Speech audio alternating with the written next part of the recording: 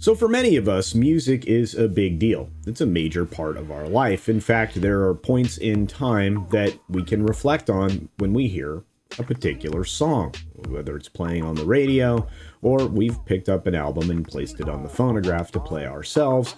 It can elicit an emotional response. So to say that music is important and the music industry is important is, well, it's kind of an obvious thing. But in recent years, I've noticed a real disturbing trend, and it's one that I'm not particularly thrilled with.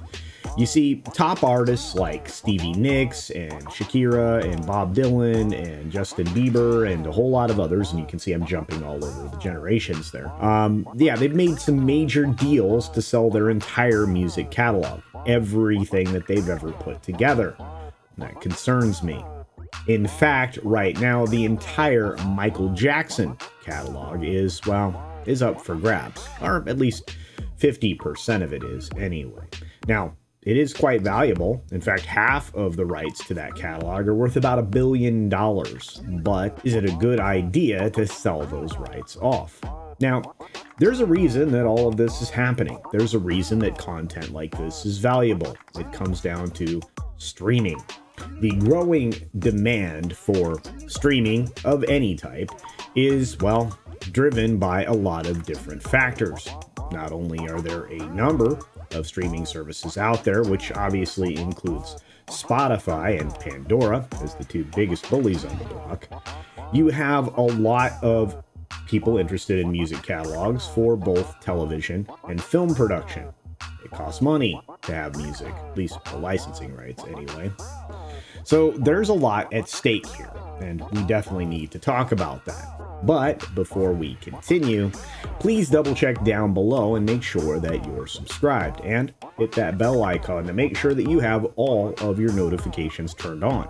That way you don't miss any of the videos, live streams, or shorts that we produce throughout the week. We're going to continue to bring content to you almost every day, and I would hate for you to miss any of it. Plus, if you hit the like button while you're down there, that helps the channel too. Also, if you have thoughts on this particular content in this video, like music streaming, let's have a conversation down below in the comments. And with that, let's get started. The music industry right now is experiencing a major shift as their top artists are, they're fetching sky-high valuations. And I'm not kidding. Even dusty old catalogs from, a few people that I don't think are particularly talented, are collecting giant paychecks from a lot of these entities. Of course, when it comes to that, you have two big music companies that are gobbling up all of these rights, and we'll get to them in just a moment. You have Hollywood itself with this ever-growing appetite for music. And in fact, you're seeing a lot of that music used in film trailers like we just saw in the Super Bowl. A lot of classic rock favorites are essentially the cornerstone for the presentation of not just the trailers, but even the films themselves. Case in point is the recent Guardians of the Galaxy trailer, which, featured a slowed down and overly orchestrated version of a song that a lot of people would consider a favorite. For whatever reason now, we have private equity firms that are, getting involved in the game. They have incredibly deep pockets, which were, fattened during the course of the most recent pandemic.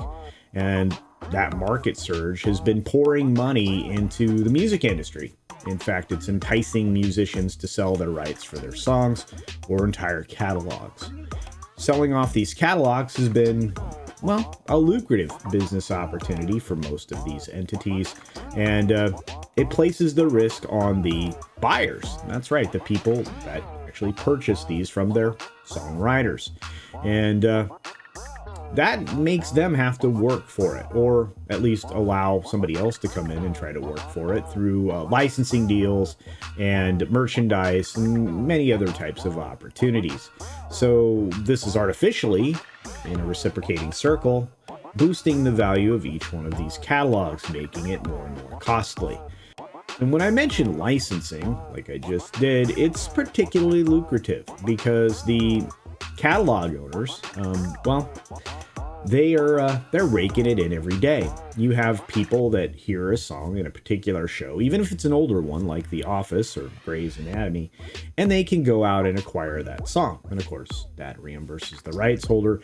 And many shows and films have an entire catalog of music in them. And in order to secure a physical release, there are many times that you have to renegotiate to reacquire the rights or the license to the rights to allow them to continue on in that show, like let's say WKRP, or in that film. Well, there's a whole host of them that are using somebody else's music.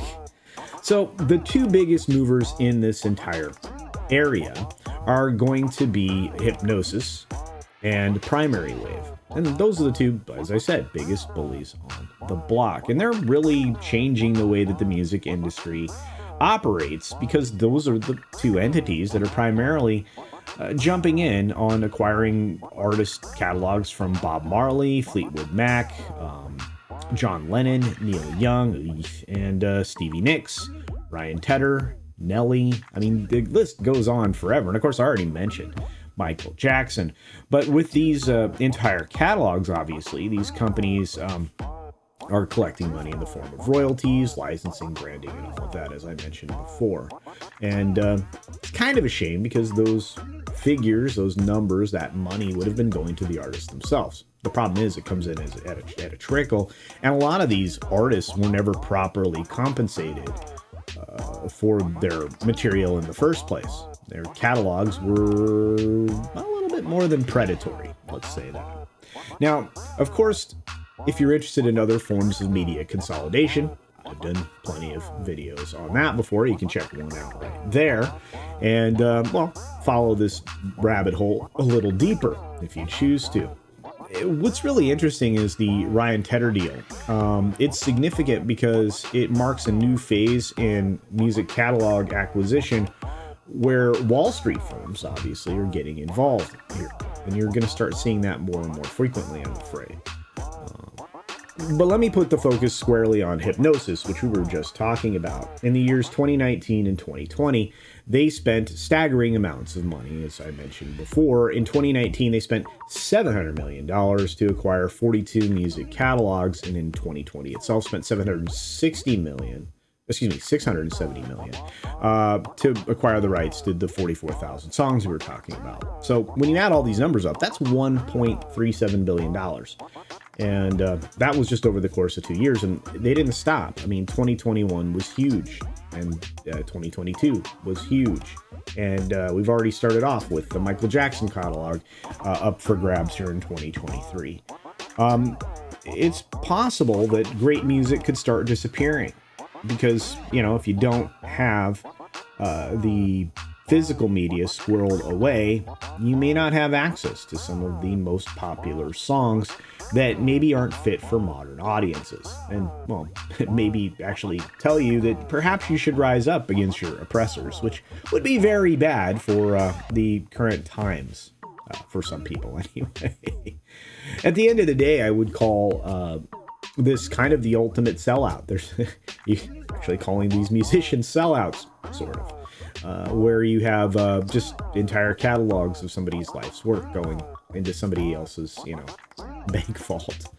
I don't know. With this particular subject, I'm kind of curious. We have a lot of music fans in our audience. I really do want to know what you think. And as I suggested early on in this video, maybe drop me a line down in the comments below. Do you think this is healthy for the music industry? I don't think so. I don't think so. But hey, I gotta wrap it up. Check out all the other videos on the channel. There's a lot out there, real deep rabbit holes on specific subjects, and I'm going to keep making videos regularly so that we can continue to dive down more deeply into some of those rabbit holes. And with that, be sure to take care of yourself, take care of others, wash your hands, of course, because it's good hygiene. And until next time, bye. Thanks for visiting today. Be sure you're subscribed and hit that for alerts. Yay! Of course, like and share all of the videos that you can, as it helps with the algorithm. Have a great day.